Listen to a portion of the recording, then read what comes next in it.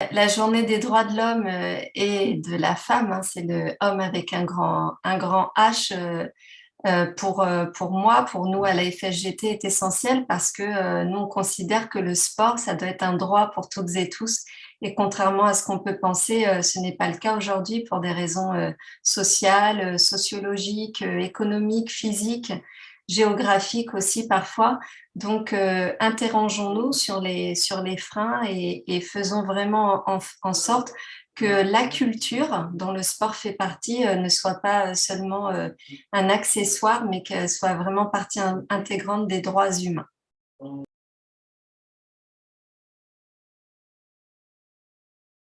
Bonjour, eh bien, je suis la coprésidente, puisque nous sommes deux, c'est une spécificité dans les fédérations sportives, un homme, une femme, coprésidente de la FSGT, la Fédération sportive et gymnique du travail, qui est une fédération de 270 000 pratiquants, 4 500 clubs, une centaine d'activités sportives. Et si je devais la résumer en deux mots, c'est la fédération du sport populaire.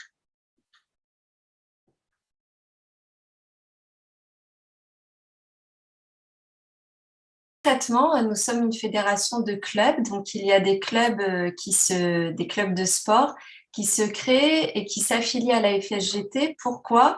Eh bien, parce que nous proposons des formes de contenu qui permettent à chacun de rentrer dans une activité sportive, d'y rester et d'y progresser. C'est-à-dire que on a voulu traduire le sport pour tous par un sport émancipateur et donc un sport où il n'y a pas d'élimination directe, où chacun peut trouver sa place jusqu'au meilleur niveau de pratique, puisque par exemple nos championnats de France FSGT eh bien, ne sont pas organisés sous une forme de sélection.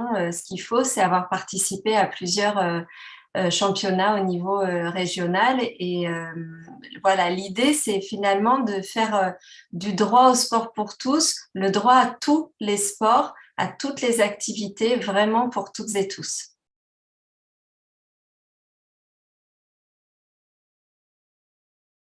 Nous, on part du principe qu'il ne peut pas y avoir de sport pour tous quand il n'y a pas une société pour tous ou pour toutes et tous. Et c'est vrai que la FSGT, dès son origine finalement, et tout au long de son histoire, s'est aussi engagée sur des causes internationales pour garantir le droit au sport pour tous. Elle a par exemple été la première fédération sportive à dénoncer l'apartheid en Afrique du Sud et à engager en France une tournée Nelson Mandela de solidarité pour appeler au boycott des équipes blanches de l'apartheid sud-africaine qui venait en France. Et plus récemment, enfin ça a commencé déjà il y a 40 ans, la FSGT est engagée aux côtés des sportifs palestiniens qui ont des conditions de vie difficiles puisqu'ils ont il y a des zones d'occupation où le déplacement est difficile. Et donc nous, depuis 40 ans, on développe avec nos partenaires en Palestine des associations sportives, mais aussi des associations de femmes, des associations de personnes en situation de handicap. Et on développe des situations de jeu pour garantir vraiment finalement que l'organisation d'activités physiques et sportives de qualité soit possible aussi en Palestine. Et depuis une dizaine d'années, on a un partenariat avec le ministère palestinien de l'Éducation nationale. On travaille avec eux sur les contenus également de l'EPS, sur la formation de formateurs, de formatrices. Et puis, on a aussi, je pourrais en parler longtemps, mais pour résumer, été à l'origine, alors soutenue par l'Agence française de développement, de la première et de la seule piscine publique en Palestine, à Hébron, dans une zone occupée, où les femmes, du coup, peuvent avoir, notamment les femmes, peuvent avoir accès à un espace et à une pratique physique et sportive qui jusqu'à présent leur était absolument impossible.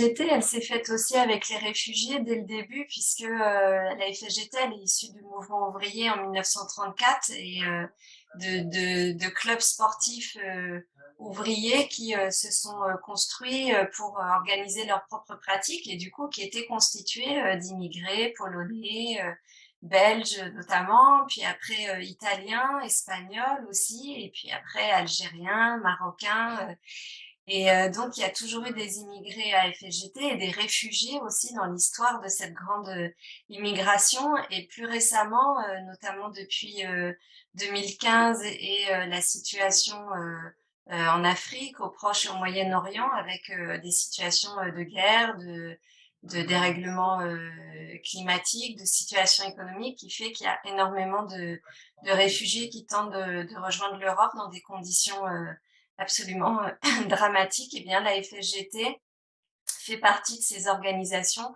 qui considèrent que c'est, notre devoir de les accueillir et finalement de considérer aussi que, l'accueil, il passe aussi par un accès, à la culture, qui passe aussi par un accès au lien social et les associations sportives sont des lieux, privilégiés finalement pour organiser, une forme d'accueil et surtout ce qui est important, c'est que nous, à la FSGT, on a une licence, on délivre une licence sportive et souvent pour ces réfugiés, ben, quelque part, c'est leur premier papier qu'ils obtiennent en France, même si ça n'a aucune valeur légale, mais la symbolique est extrêmement forte. Et donc, on a aujourd'hui des équipes de foot de réfugiés, mais on a aussi des réfugiés qui sont accueillis dans des équipes où il n'y a pas d'autres réfugiés. Il y a vraiment différentes formes d'accueil et de solidarité qui s'organisent partout en France, beaucoup en région parisienne, mais pas que. On a aussi organisé tout un séjour dans les Pyrénées avec des réfugiés. Alors évidemment, on travaille avec des associations d'accueil des réfugiés parce que c'est plus simple, ça donne aussi un cadre légal. Voilà, en tout cas, oui, solidarité et nous, on est vraiment, volontaires pour continuer à travailler, cette dimension qui d'ailleurs à Paris, est soutenue par la Fondation olympique des réfugiés, pour les réfugiés. J'étais à l'international, ce sont aussi des championnats internationaux, des jeux sportifs mondiaux qui sont organisés tous les 2 ans. La FGT y participe pour le moment tous les 4 ans. Et donc là, c'est rendre accessible finalement à une diversité d'athlètes, quel que soit leur niveau de pratique, ben, de leur permettre de faire une compétition internationale qui normalement sont plutôt réservées à celles et ceux qui sont les meilleurs en fait. Et donc la FSGT permet aussi de vivre des projets internationaux et en général c'est vraiment transformateur du point de vue de l'engagement associatif. Quand on vit une expérience internationale, on a du mal à l'oublier en général et on vit des choses assez extraordinaires. Et pour nous, c'est aussi un moteur pour la formation de nos futurs dirigeantes, dirigeants sportifs. Donc, c'est extrêmement important. Et puis, en effet, on a un projet aussi de compétition on va dire, nouvelle avec des contenus adaptés sur le bassin méditerranéen.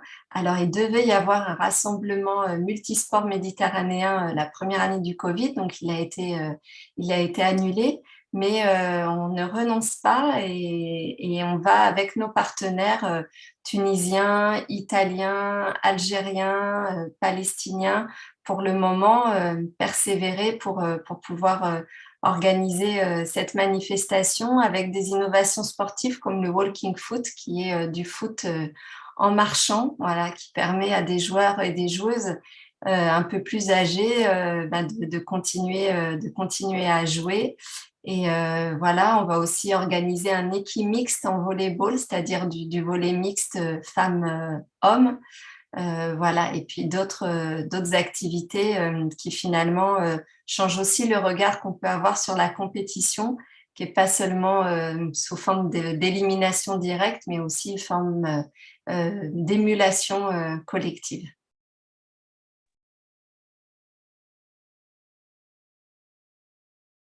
Club à la FSGT, donc on peut en rejoindre un, mais on peut aussi en créer C'est vraiment ça aussi la force de notre réseau associatif, hein. Il ne faut pas partir de beaucoup de monde pour créer une association.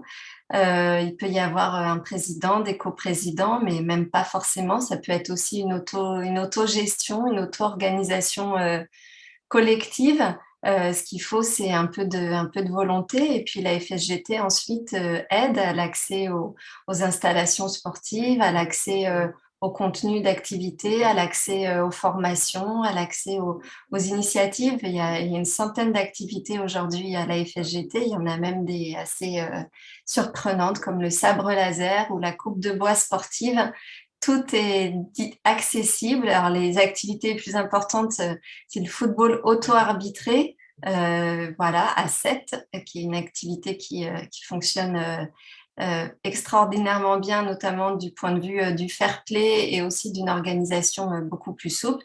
On a les activités vélo, les activités volley, les activités gymniques, les sports de combat, les activités escalade, montagne, il y a multi-activités, l'activité enfance-famille, toutes les activités de pleine nature.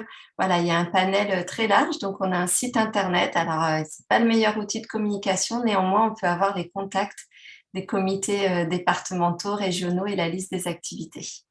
On a aussi les réseaux sociaux, on a pas mal de vidéos qui traduisent assez bien ce qu'est notre fédération.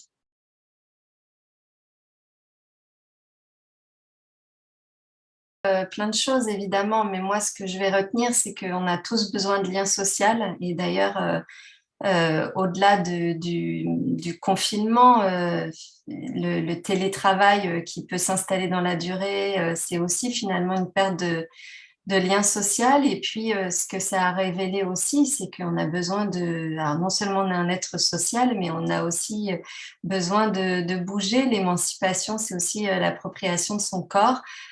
Bouger, c'est aussi préserver une forme d'immunité. Et donc, lien social et sport, eh ben, ça relie direct aux associations sportives. Et nous, on se revendique vraiment du sport populaire. C'est le sport qui vient de la rue et c'est le sport qui est construit par les pratiquants eux-mêmes, par les animateurs, animatrices, par les bénévoles. Et nous, c'est vraiment ça qu'on veut faire vivre, l'innovation collective en permanence. C'est aussi une forme de résilience permanente, collective. Et l'avenir va passer par là, j'en suis convaincue.